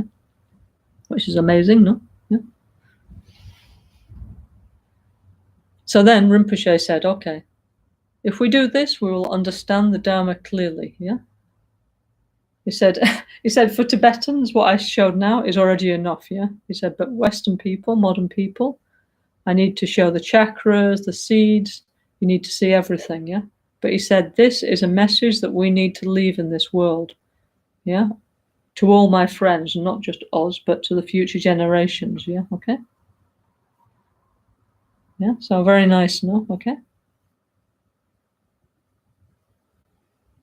And actually, then Rinpoche said a few other things about how everybody needs, of course, how everybody needs to be united, how we need to be friends and take care of each other and work together, and that we need to set up like a legal basis for our centers and foundations, which we did, not me, but our friends did, yeah. And actually he said, you know what? I'm ready to die anytime. But he said, please don't kill Kumpen Lama. This is 1993 now. He said, please don't kill Kumpen Lama Ganshin Center and the Lama Ganshin World Peace Foundation. Yeah, and the NgalSo. These need to continue. Yeah, okay? Yeah? He said, I like to make clear my program, my wishes. Yeah, okay? And he said, don't worry, everything will be okay because I have good friends around me, so we will do, yeah, okay? So anyway, I just thought I'd share a little bit with you what Rinpoche actually said at the beginning when he first started to do this. And then he said many other things, and we elaborate and we make his beautiful books and practices according to his ideas, his wishes, no? So it was incredibly clear what he wanted, right, from the first that he said, no? It's like, okay, like this, like this, like this, you know? So, like me personally, obviously, I've thought a lot about it over the years, you know? And of course, now these days, you know, I'm kind of like some kind of Buddhist academic, no? Hopefully a practitioner as well, but at least a scholar, no? So, of course, I see many beautiful things in our history of our tradition, no? Great, incredible sadhanas and beautiful things, yeah? So, Rinpoche said that one of the direct influence for him, where he got the idea to do Borobudur, was in the self-healing was in Borobudur in Indonesia. Yeah, he had this very strong, powerful experience of the vision of his gurus and the Buddhas appearing to him. Yeah, very strongly. And at the same time, the collected works of Trungpa Lotsawa came to him, which was like his past incarnation. and he had many, many things which looked like very similar to self-healing. Yeah. One day I'll read you the titles. Yeah. So he said also that was one kind of influence. Yeah. And also he said a third influence from where came the self-healing was from the Sungbum, the collected works of Gyawa and Sapa. Yeah. So Gyawa and Sapa was actually the first Panchen Lama. Okay. He was an incredible yogi who in 3 years, 3 months and 3 days, he went into a cave and he came out awakened, enlightened. Yeah. Incredible yogi. Yeah. It's called, yeah. And he was posthumously, after death, recognized as the first Panchen Lama. Okay. So he has a Sungbum of 2 volumes. Very interesting. Rinpoche has these books, no? And he had one in there. There's one little sadhana, which is the practice of the 5 Yamantakas. Yeah, okay. So Rinpoche always said that another of the kind of, let's say, ignitions, let's say, for his ideas of the self-healing was the 5 Yamantaka practice of Gyawa and Sapa. So, however, it's incredibly short. Yeah, I've been and had a look at it, no? It's like 1 page long, but it talks about these five aspects of Yamantaka, like the Virachana one, the white one, and the Amitabha one, the red one, and the Akshobhya, the blue one, and the Ratnasambhava one, the yellow one, and the Moghasiddhi one, the green one, no? And each one is healing this and that, but it says in a very, very short way, like a very, very essential way, okay? So, but anyway, Rinpoche always said one of the inspirations for his self-healing came from that as well. So there was like 3 things. One from the vision, yeah, of his gurus and Buddhas, and from Borobudur. Second, from his past life as Trupur Lotsawa. And Trupur Lotsawa said he would hide his teachings in the space, in his mind continuum, for the future generations who would need them, yeah. So that means us, yeah. So then he took out from his mind, yeah. Took out from his mind like that. He just sat down and said, okay, point 1, point 2, point 3, point 4, like this is like a terma, no? Okay, a treasure text. So he started like this, and it came out exactly clearly, not like, oh, I'm not sure, not like dum dum dum dum dum, like the whole thing, yeah. Okay. And then point 3, the 5 Yamantakas, yeah. Okay. Actually, one reason I think why I got the job to do this, but working for Rinpoche, I'm very lucky now that I got this chance to record all his teachings and work for him so many years, is because before I met him, I'd read one teaching from Geshe Daugye, yeah, very famous Gelugpa Lama, who I never met, but anyway, I read his Yamantaka commentary, okay? He used to live around Dharamsala, yeah? I'm sure some of our friends, like Claudio and Francesco, they met him, but me personally, I never did. But anyway, make a very beautiful commentary on Yamantaka. And at the end, he says, oh, there's a very secret practice of 5 Yamantakas. So I was very much interested in this. So I knew nothing about it. So I drew 5 Yamantakas, like big ones like this, and colored them in. And when I first met Rinpoche, he looked through my things and he saw these 5 Yamantakas. Yeah. So I think this is also one tendril, one auspicious connection why I got the job of recording his things, no? Fortunately, I'm very lucky, no? So anyway, so I think this 5. One time I'll get out this sadhana of 5 Yamantakas, yeah. Rinpoche always said that was one of his inspirations, yeah. Okay. So anyway, so self-healing, start like that, okay. So now let's have a little bit. Let's continue with what it says, okay. Okay, I think we've done the introduction now. Okay, so. Okay, so now we will go through from the beginning, okay? Okay, so that means beginning means actually in this book is long version, yeah? Okay, so beginning means from page 43, okay, preliminary practices, refuge. Now I read that the other day, so, okay. I'll say the prayers up to where I didn't talk about it, yeah? Okay? And we'll do like this. We'll always do the prayer, and then we'll stop and talk about it and meditate on it bit by bit, so we get hopefully some feeling, you know? Okay, if you want to join me, well, this is the same as all our self-healing books and sadhanas, no? But anyway, in our book, it's on page 45, this volume 2. If not, every NgalSo sadhana is the same, yeah? Namo Guru Bhye, Namo Buddhaya, Namo Dhammaya, Namo Sanghaya, Namo Guru Bhye, Namo Buddhaya, Namo Dhammaya, Namo Sanghaya, Namo Guru Bhye, Namo Buddhaya. Buddhaya, Namo Dhammaya, Namo Sanghaya, Namo Triratnaya. On the third time when we do that, by the way, when we do this, it's actually we're saluting, yeah? Paying homage to our guru on the crown of our head. That's why we go like this on the third time, yeah? Okay? Now the 7 limitless thoughts, yeah? Samchen tamche dewa dan dewe gyu dan denpa gyu chi. Samchen tamche dunyel dan dunyel gi gyu dan drewa gyu chi.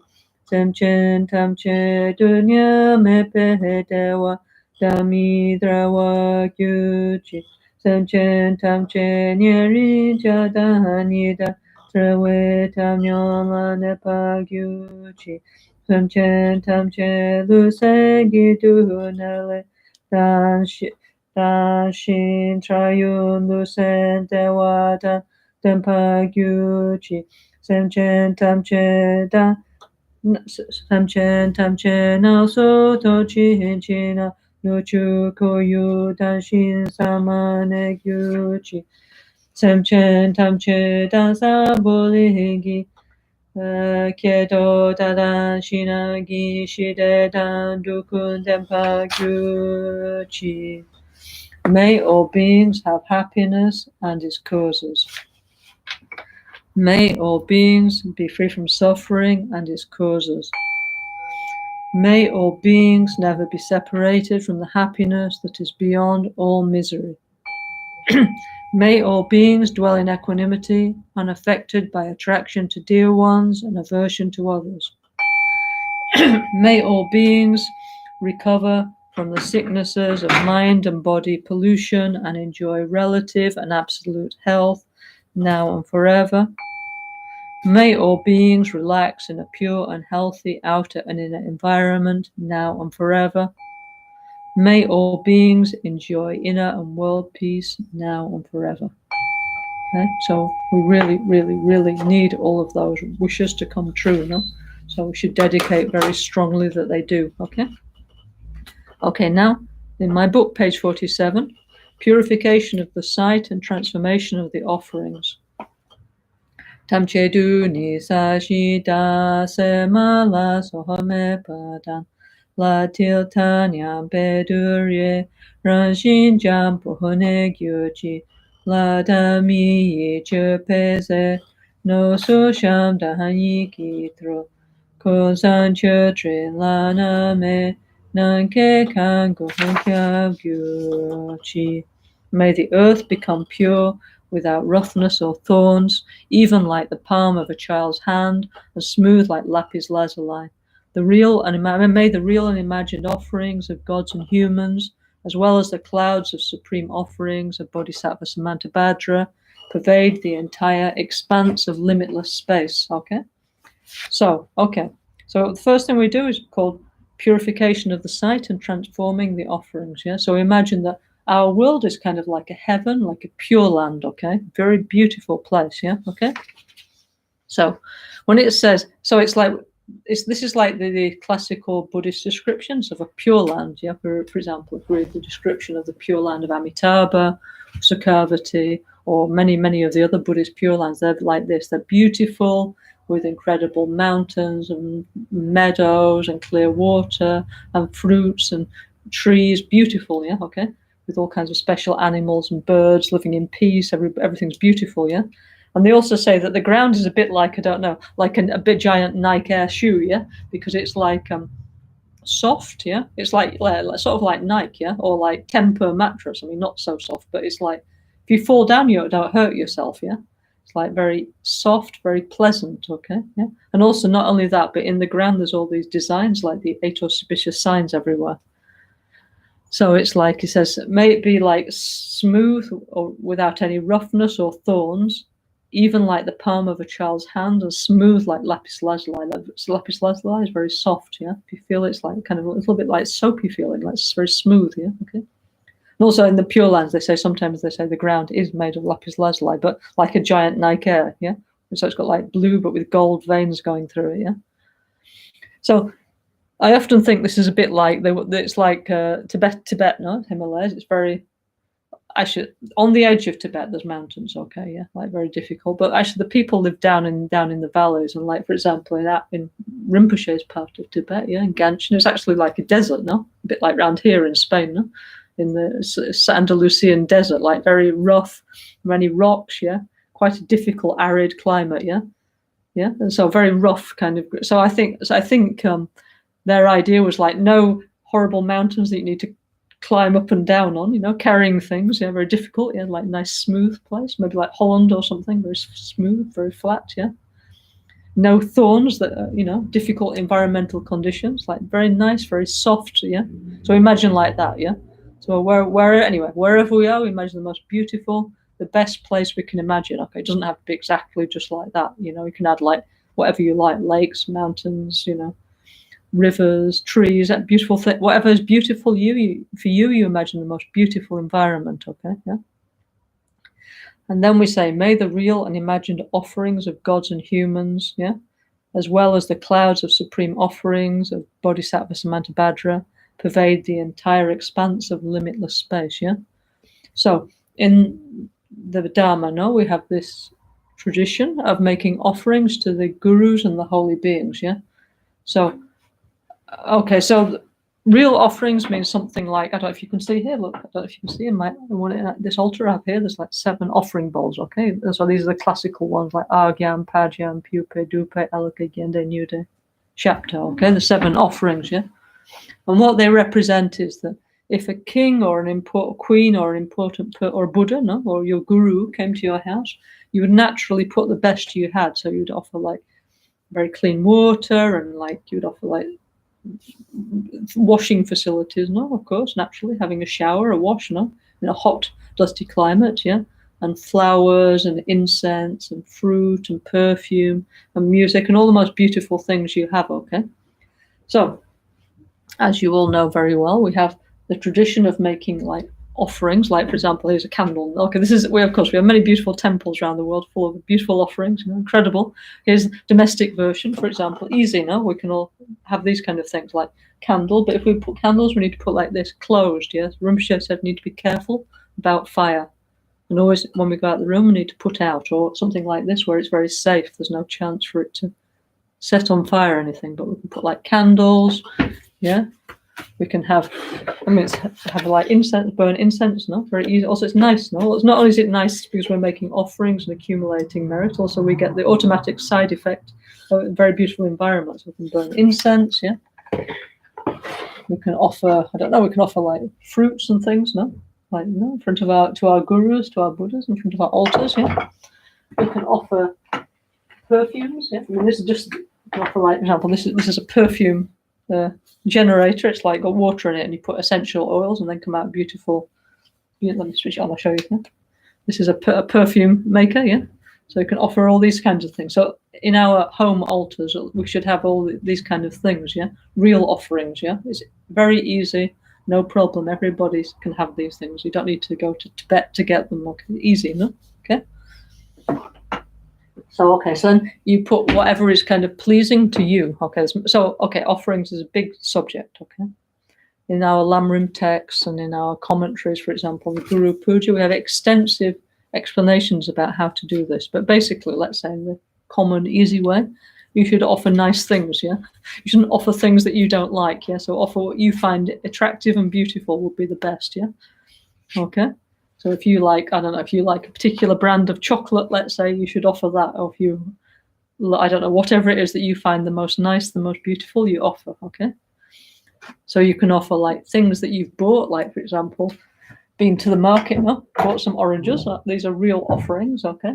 And then, for example, you can imagine all the what's called unowned offerings. So, for example, we can imagine like all the beautiful forest and mountains and all the beautiful things, which there's many, that we see around the forest, the mountains, the seas, the beautiful, I don't know, jewels, clothes, everything we find beautiful in nature. We can offer that to the gurus and to the Buddhas. Yeah, these are called unowned offerings. It doesn't actually; they are owned by somebody. They're just not owned by us. Yeah, but they're called unowned offerings. Yeah, okay, not owned by me. Yeah.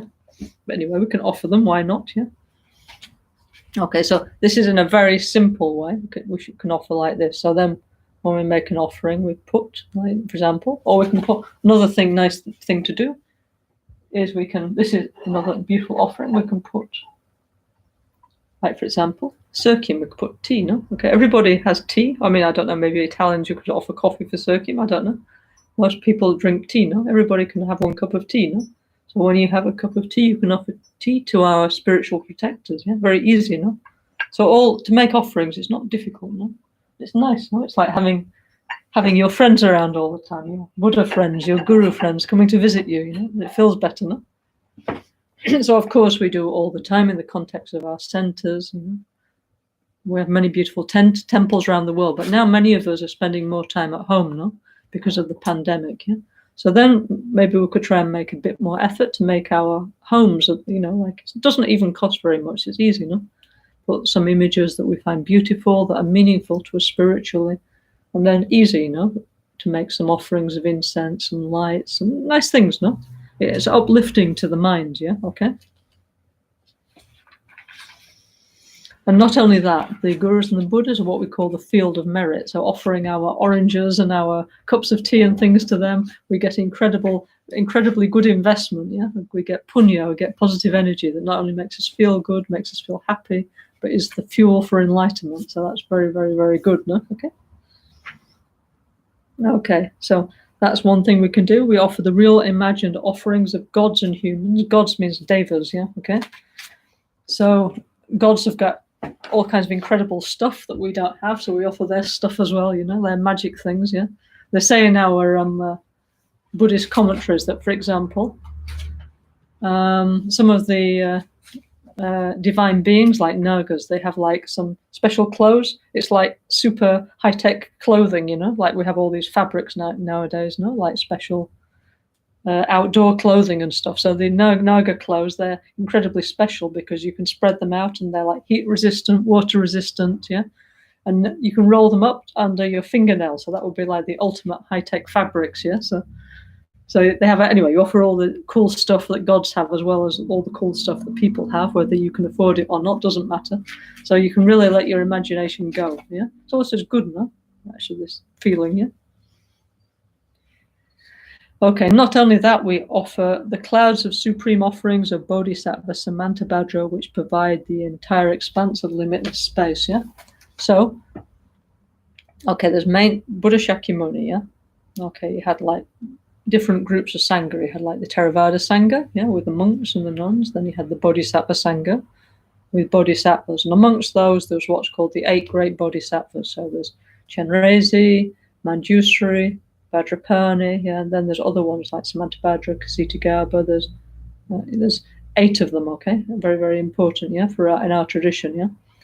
Now, Samantabhadra, yeah, actually in the Gandharva Sutra, which is represented on Borobudur, Manjusri and Samantabhadra are represented as being the 2 main disciples of the Buddha, actually. Okay. So in that sense, I guess Manjusri is more like the kind of vast path, the profound path, the wisdom path, and Samantabhadra is more like the vast path, yeah, okay? The development of bodhicitta and so on, yeah? So Samantabhadra, he has this thing called, like, for example, Sudana, no? When he goes around Borobudur, on the Gandharva Sutra, he meets 52 gurus who help him on the spiritual path. And finally, when he reaches, let's say, the top level of his development, he meets Samantabhadra. And Samantabhadra, he starts with Manjusri, no? And he finishes with Samantabhadra. And then there's very, very famous, it's called the King of Prayers, which are the vows of Samantabhadra. Very, very beautiful, the King of Prayers, yeah? Maybe we can read that sometime, yeah? And so he vows, like, to go back and help humanity forever, and he makes all kinds of beautiful offering prayers, like, maybe I can find it actually on my computer, yeah, okay? And one of the things that Samantabhadra says is, for example, he says you should imagine, like, for example, I don't know, let's say, here I have like 1 bowl of oranges, no? Okay, so imagine I'm offering this. So Samantabhadra says you imagine like this, okay? But then from this comes like another 10 of me holding another 10 bowls of oranges, yeah, okay? And then from them come another 10 of them. And so the whole of space, it's like a kind of like fractals, you know? The whole of space becomes full of emanations of oneself, yeah, as a bodhisattva, yeah? Yeah, as a Buddha, yeah? And then the space is filled with incredible offerings, full of rainbows, full of light, full of offerings. So it's like, don't know, feeling should be like minimum, like Christmas, yeah, this feeling of like abundance, this feeling of, that special feeling that we have at Christmas, we Western people have at Christmas at least, yeah.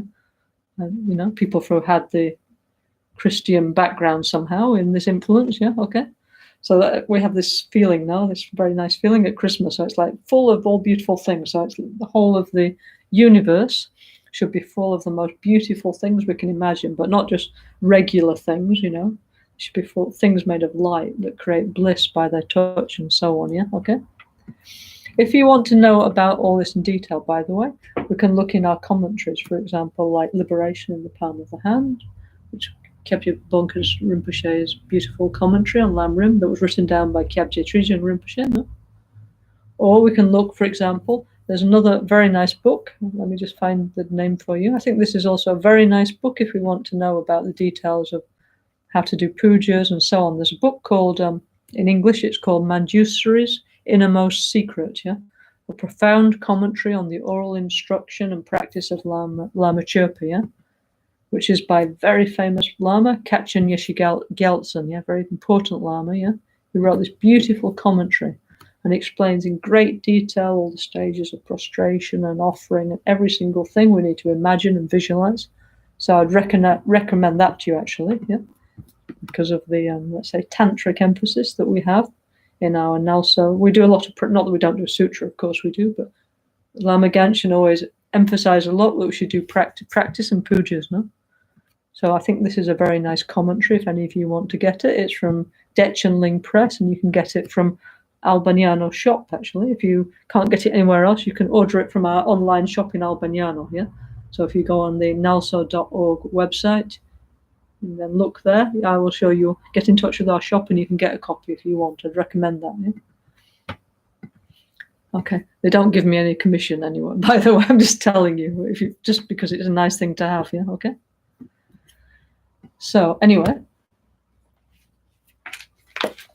okay, so imagine like that, all the most beautiful divine offerings, yeah, not just ordinary offerings, divine chocolate, yeah, not just regular chocolate, divine music, divine flowers, divine everything, the best of everything, yeah, better than anything you can buy in Milan or New York or Paris or anywhere, the best in the God realms you offer, okay? And then we do the offering mantra. So the offering mantra is Om Namo Bhagavate Benze Sawa Pramadani Tathagataya Ahate Samya Sambuddhaya Tayata Om Benze Maha Tetsa Benze Maha Vidya Benze Maha Bodhicitta Benze Maha Bodhi Mandopa Samkramana Benze Sawa Kama Awarana Bishadana Benze Soha. Okay, so along with this visualization, we have this special mantra. And this special mantra, like all mantras, means something. So let me tell you what it actually means, just out of interest. No? It's nice to know these things, no? I mean, you don't need to remember all this all the time, but it's just nice to know, yeah? Okay, so what it actually means, yeah, means homage to the Buddha who crushes ignorance with the Vajra essence. Praise to the one who has the Vajra, who is the great Vajra, who is the splendid Vajra, who is the Vajra of great knowledge, the Vajra of the great awakening mind, the Vajra of great bodhicitta, and the Vajra of removing the veils of ignorance and purifying all action, yeah? So when we're visualizing all this stuff, yeah, all these beautiful things, we're actually thinking about the Buddha who overcomes ignorance with his Vajra essence, with Buddha nature, yeah? Okay, so he's talking about the two bodhicittas, yeah? The great bodhicitta are developing great love and empathy, yeah? And the understanding of reality that removes the veil of ignorance and purifies all actions, yeah? So that's very important. Otherwise, maybe we get obsessed with all this stuff that we're visualizing, beautiful flowers, cuddly toy, a car. No, it's all a manifestation of bliss and emptiness, yeah? Okay? And in fact, when we do the puja, no? You should always think all this, our offerings and everything, is a manifestation of new bliss and emptiness. And in fact, that's the title of our Guru Puja, isn't it? Offering new bliss and emptiness to our Guru, yeah? Okay? So we should offer clouds of beautiful offerings to our guru. And in our tradition, we have many, many different kinds of offerings: outer offerings, inner offerings, secret offerings, suchness offerings, all kinds of beautiful offerings, which are explained in the commentary on Lama Chöpa. I believe Lama Michelle's been commenting on that too. Okay, so I don't actually need to explain in detail, yeah. But one very nice one, actually. I mean, they're all super nice, no? But super nice is the offering of our practice, no? Okay. So it means whatever good things we do, everything that's positive, we offer this to our guru, yeah? Because this is the best offering, because we're actually putting into practice what our guru, Lama Gangchen Rinpoche, taught us, yeah? Then it was all worthwhile, both for him and for us, no? Yeah? Isn't it? Yeah, because he dedicate all his life, his lifetimes to this, yeah, not just now, but let's say since he came out of India, yeah, to not just the West, to the rest of the world. He spent 38 years, day and night, working to develop NgalSo and inner peace, and giving us everything we need to evolve, to practice, to develop, yeah? So our offering to Rinpoche is that we do it, yeah? It's like, you know, and that actually, when we do it, it feels good now. It feels like, yes, you know, he gave us this gift, it's his legacy to us, and now each of us, it's like, yeah, we have to, it's kind of like, yeah, we have to do it, you know? And it feels better when we do it, you know. Okay, so we offer our practice, whether it's little practice or a big practice, whatever it is. Anyway, we say, okay, Rinpoche, this is what I could do. Here you are. Anyway, love you. I offer you my practice. I'm trying to be a better person. I'm trying to think about emptiness. You know, I'm trying to do whatever I'm doing. I'm working in the shop. I'm helping on the building site. I'm working on the website of NgalSo. I'm helping the poor. Whatever I'm doing, there's millions and millions of things that we collectively are doing in our NgalSo Sangha. So all these are offering a practice. So all this we offer to Rinpoche, you know? Like, thank you very much. And now also, it's like, now we have to step up. We have to integrate the NgalSo teachings, yeah? Yeah? Because now, okay, Rinpoche is around somehow, of course, you know, in the enjoyment bodies, in Dakini land, wherever. But now, before, no, it's always like, oh, we did something. That's like, oh, Rinpoche. And Rinpoche was always like, oh, yes, it's wonderful. You're fantastic. I love you, you know. But now we just need to practice because it's the right thing to do, yeah, okay? We need to step up as adults, no? And like continue with the practice, because what else is there to do, no? And that's our offering of practice, that we continue to grow and to share this with other people, like all of us together, yeah, okay? And then it's a super offering of practice because there's lots and lots of us, yeah? So that's really good, yes. We make a big offering, yeah? And then we create lots of merit, and we create the cause for Rinpoche to come back as future Rinpoche, yeah? And for our NgalSo tradition to continue. So what's not to like about offering clouds of offerings, and especially the offering of practice? How nice, yeah? Okay. Okay, so then what do we have to do after that? Yes, then we do, okay, and in my book, it's page 49. We have to express the power of the truth. So we do Koncho Sungi Dempa Dan Sangye Dan Janchu Sempa Tam Che Gi Jingi La Dan Soni Yan Su So Pena Dan Chempo Dan Chuki Yin Nampa Da Chin Sangi Mikyape Toki Deshi Nidu Gyuchi. By the truth power of the three jewels and the blessing of all the Buddhas and Bodhisattvas, as well as by the great strength generated by the two accumulations and the power of the pure and inconceivable Dhammadhatu, may these offerings become real. Yeah, okay? So what does this mean? First, by the truth power of the three jewels means the Buddha, the Dharma, and the Sangha, okay? Yeah? So they are powerful, yeah? And true, yeah? In many, many different ways, which we will explain. And by the blessings, the Jin Lab, and Jin Lab is kind of like a wave of inspiring energy from our gurus and the Buddha, and also something real, yeah, by the way, it's not made up, yeah, it's a wave of inspiration, yeah, that we can feel, that immediately makes us feel better and changes our behavior, yeah, puts us in a positive direction, yeah. The West we call like blessing, but it means like a wave of inspiration, yeah. By the blessing of all the Buddhas and Bodhisattvas, as well as by the great strength generated by the two accumulations, the accumulation of merit, the accumulation of wisdom, yeah? By accumulating punya, positive energy, by doing basically good things, yeah? Towards the field of merit, which is the Buddhas, the Bodhisattvas, our gurus, the holy beings, and also towards sentient beings, which are the other half of the field of merit. Yeah, it's a big field, huge field. We're like farmers with an infinite amount of ground to plow, actually. Yeah.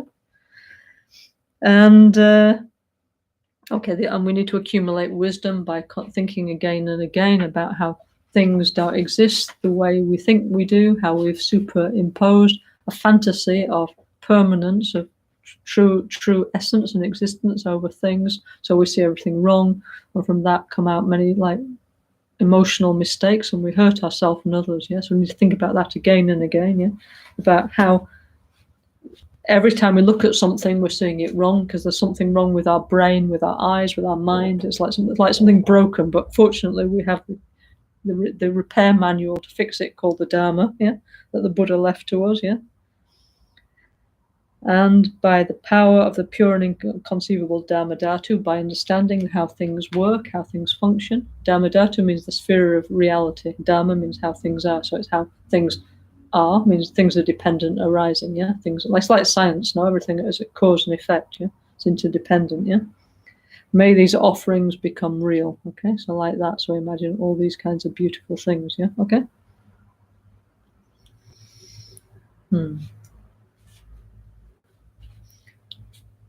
So, okay, one thing I wanted to say before that I forgot to say about the offering of practice is that, you know, the historical Buddha Shakyamuni, yeah? When he passed away, yeah?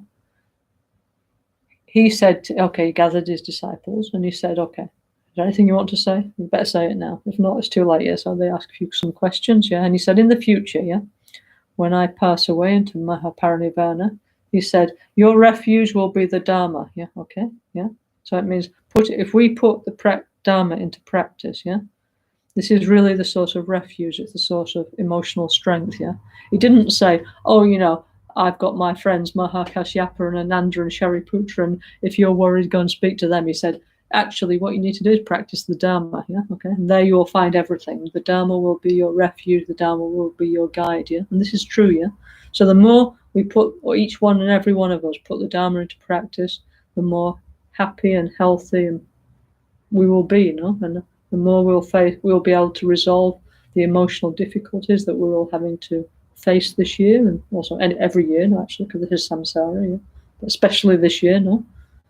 So everything will just be better and better the more we can practice the Dharma, yeah? So everything will be okay like that, okay? Okay, so I think for today, that's enough of the commentary. Okay, I'll put my bookmark there. On Thursday, we will continue with the next bit, yeah, and we'll go on like this, explaining bit by bit until hopefully, next bit, very interesting. You have to come back next week on Thursday, yeah, because we're invoking the Guru Puja, the Guru and Buddha with Malu Semchen, 7 limbs, mandala offering, and then I'm going to talk about Kyabje Trizang Rinpoche and our gurus of the lineage, and so on, yeah. So will be very interesting on Thursday, yeah. So if you have time, please tune in and listen, yeah. Okay, so just to conclude, last time I was asking Sangha members if anybody would like to share some of their experience about that, with Rinpoche, yeah, because this is not all just about me. I'm just like the messenger, like just sharing things, okay, that actually is our collective common experience, yeah. So actually, Dawn sent me one message, she was the first one, actually. So I hope many more of you will send one. Actually, Tunla sent a message the time before now, so that was very nice. Tunla sharing his experience. Now, Dawn like to share something about her experience with Rinpoche. So please do send things in, because it's not, because this is all of us speaking, yeah, about, our guru, what happened, the truth of our lineage, and so on. So let me just share with you one thing that Dawn sent in, okay? Very nice experience. Let me just get it 1 second. Hopefully you can hear it. 1 second. Okay. Thursday, you asked for. Okay, what was it? Okay, we'll start again. Okay, put the sound up. Okay, so Dawn sent this to me this morning. So I hope she doesn't mind me sharing it with everybody. I think it's okay. Yeah. Hi, Lama. So on Thursday, you asked for testimonies.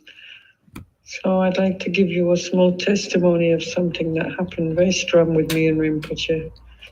In 2010, I wanted to go on holiday with Annabelle in France to Marseille on a boat. She had a friend that had a boat. She was very good friends with the skipper. It was me, her, and you remember this Thai girl from Thailand or from the Philippines, quite heavy built, very good friend of Annabelle's. She was there too.